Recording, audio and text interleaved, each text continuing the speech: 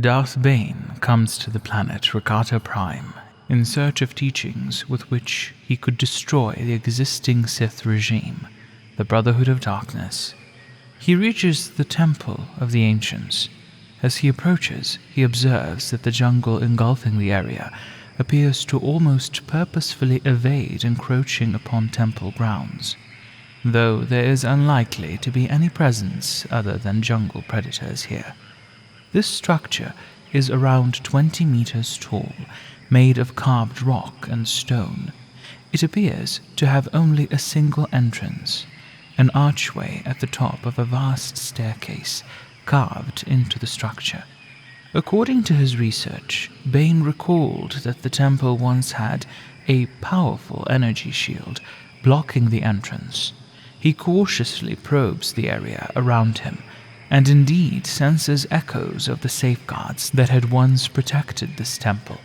But these are so weak now, no harm can come from approaching them.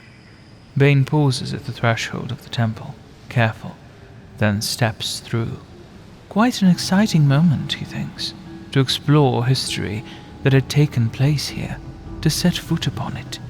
But a few steps in, this excitement fades rather quickly. Much like any tomb he had seen on Korriban, this place too was stripped of anything of value.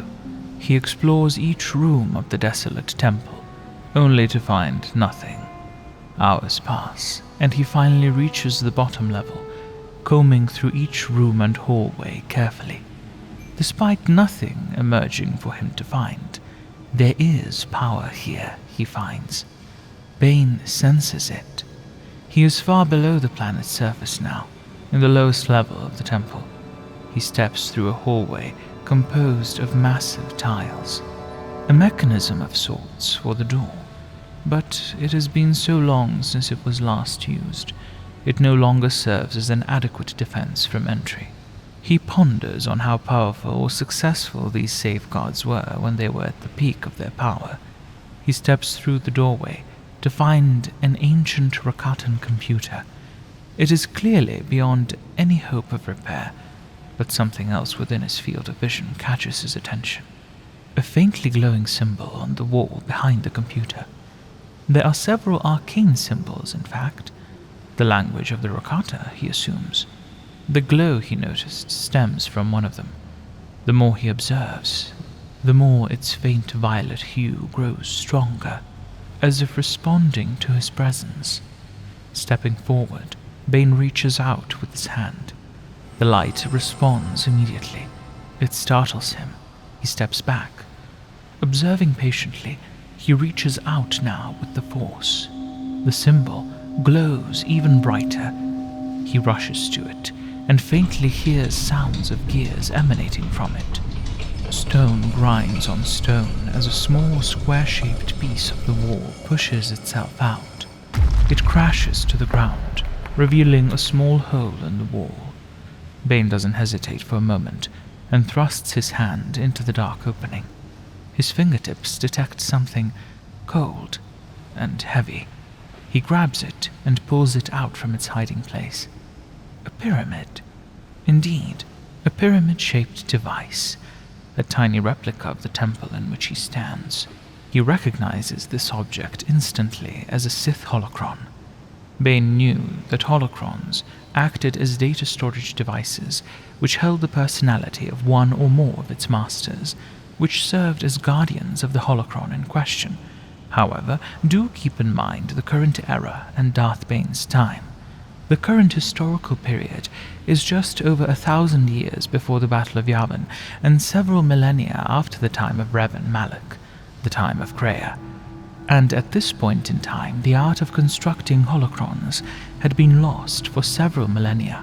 Still, Bane possessed sufficient knowledge to notice that this holocron was not a typical one. All accounts of Sith holocrons noted ancient symbols adorning the four-sided pyramid, but this holocron, resting in the palm of his hand, is almost completely blank. What could it be that's inside, Bane wondered, and even considered the possibility that it may predate the Rakata themselves. What could this holocron contain, and what would it teach him? Would it even respond to him? Bane carefully sits down after he places the holocron gently on the floor. He crosses his legs and enters a meditative stance. A dark side object, yes. Thus, Bane attempts to conjure a wave of focused dark side energy to engulf the small relic on the floor. Indeed, it shimmers and sparkles in response. Excited, Bane holds his breath. It seems like an eternity, as it's truly a monumental moment of anticipation. Until finally, a small beam of light projects out from the top of the device. Particles scatter and diffuse. They shift and spin and coalesce into a cloaked figure, its features concealed by the hood of the heavy robe. The voice speaks clearly. "I am Darth Revan, Dark Lord of the Sith." Each and every room within the temple above reverberates with Bane's triumphant, booming laughter.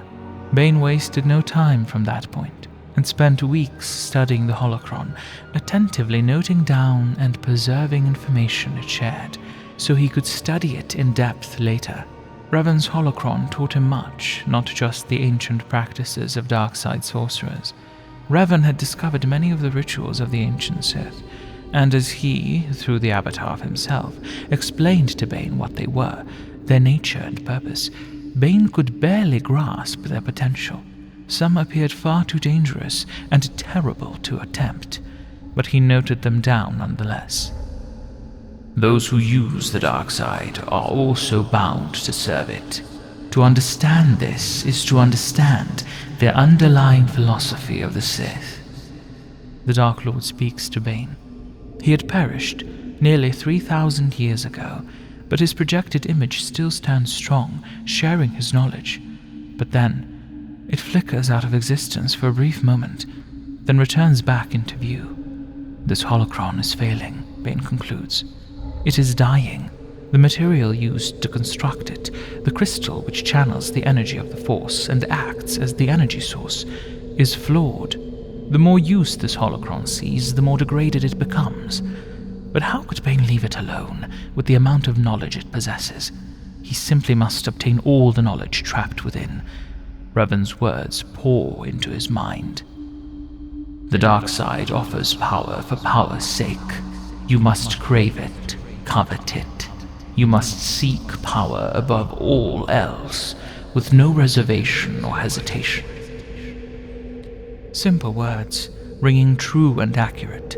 It appeared as if the pre-programmed personality of his virtual master sensed the holocron was nearing its end and had tailored its last lessons accordingly. "The Force will change you. It will transform you.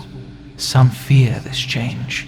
The teachings of the Jedi are focused on fighting and controlling this transformation. This is why those who serve the light are limited in what they can accomplish. True power can only come to those who embrace the transformation. There can be no compromise. Mercy, compassion, loyalty, all these things will prevent you from claiming what is rightfully yours. Those who follow the dark side must cast aside these conceits. Those who do not, those who try to walk the path of moderation, will fail, dragged down by their own weakness.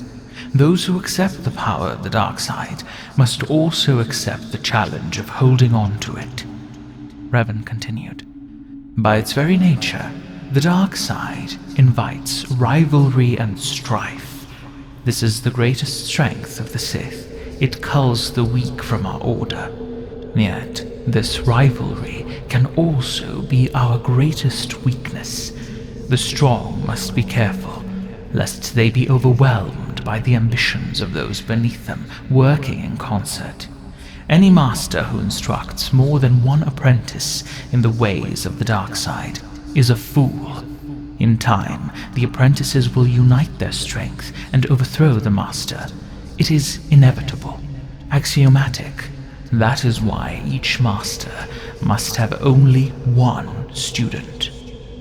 Bane doesn't respond, but his lip instinctively curls up in disgust as he remembers his instruction at the Academy of Korriban.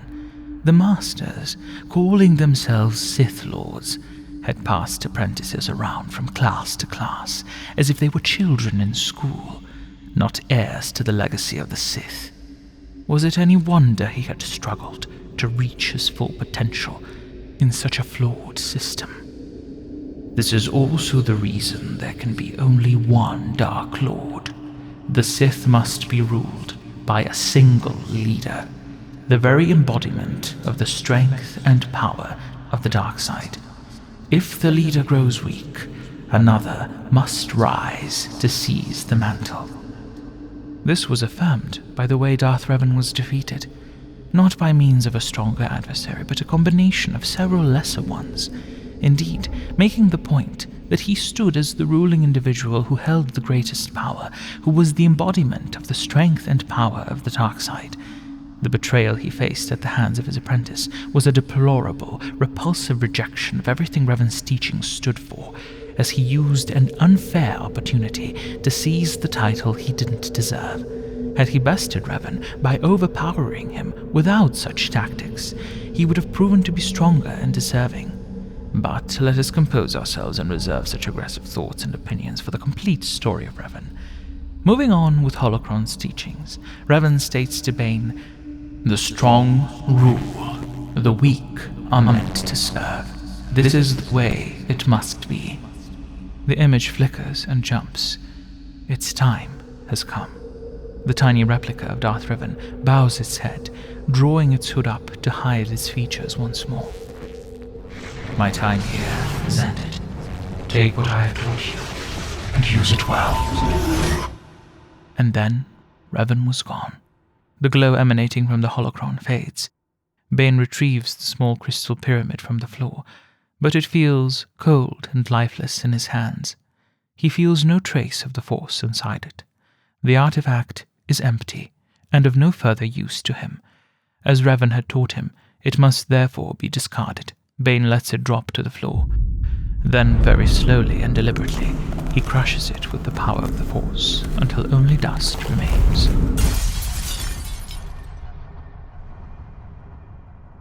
Afterwards, Bane would utilize the knowledge he had learned from Revan's holocron to destroy the Brotherhood of Darkness and establish the rule of two, in which only two Sith exist, Bane and his apprentice, Darth Zana. But this wasn't the end of the knowledge he extracted from the holocron of Darth Revan. With his grand plans complete, Darth Bane transcribed Darth Revan's lessons into the Telos Holocron, which contained numerous testimonials from many Sith Lords from varying times in history, including Ajunta Paul, the first Sith Lord. Darth Revan's teachings would survive here, and both the Telos Holocron and Darth Revan's teachings were later recovered and examined by the New Jedi Order in 40 after the Battle of Yavin.